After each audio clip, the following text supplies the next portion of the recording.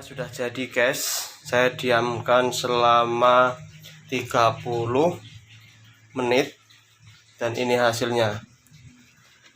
Udah bagus kan? Udah mengembang. Yuk kita proses untuk digoreng. Dan untuk proses penggorengan dipastikan apinya api kecil, jangan api yang besar, karena kalau nanti api yang besar pasti nanti gosong.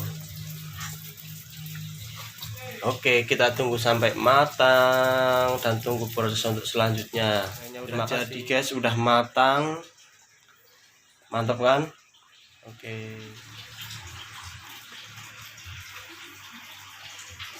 gorengnya sudah jadi dengan isian di dalamnya coklat yang begitu lumer dan pasti rasanya enak sekali,